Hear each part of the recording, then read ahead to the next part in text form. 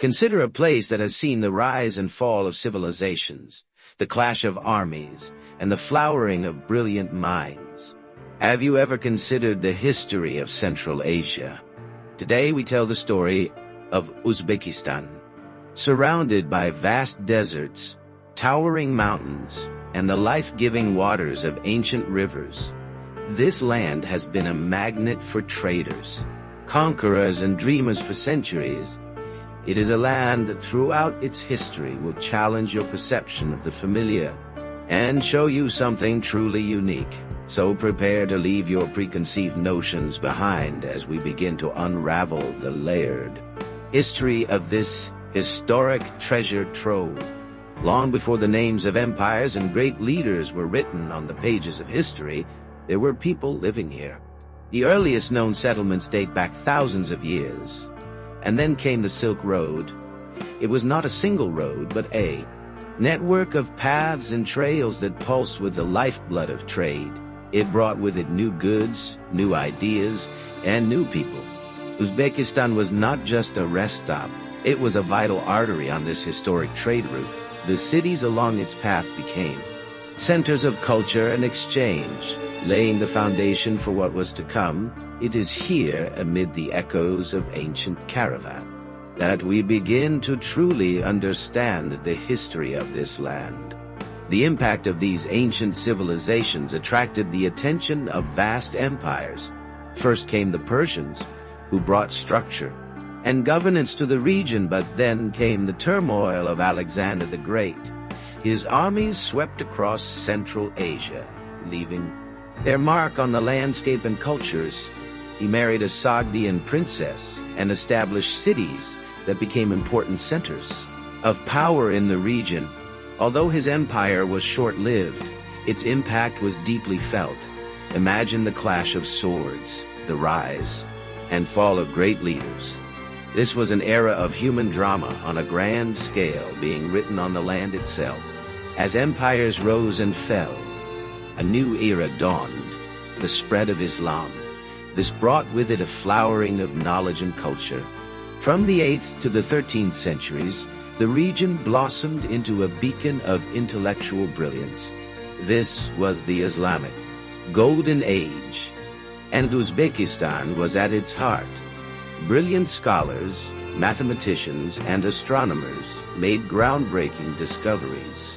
Consider Al-Khwarizmi, the father of algebra. His work, and the work of others like him, laid the foundations for much of the famed world's modern scientific and mathematical thought. It was a time of unparalleled creativity and learning. From the ashes of the Mongol invasions arose a leader of unparalleled ambition, Timur, also known as Tamerlane. He was a military genius, a ruthless conqueror, but also a patron of the arts and sciences. His empire ushered in a period of cultural renaissance in Uzbekistan. Cities such as Samarkand and Bukhara were transformed into stunning centers of architecture and art. Great mosques, madrasas, and magnificent palaces rose as if from the desert sands.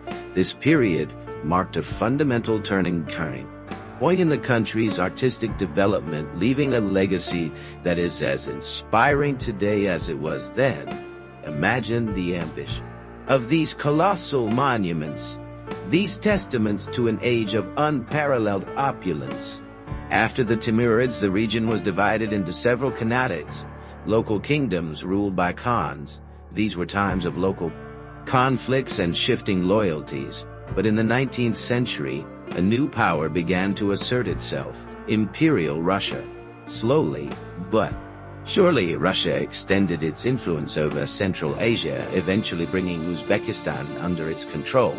This colonial era, while introducing some modern infrastructure, also disrupted traditional ways of life. The Russian Empire was replaced by the Soviet Union.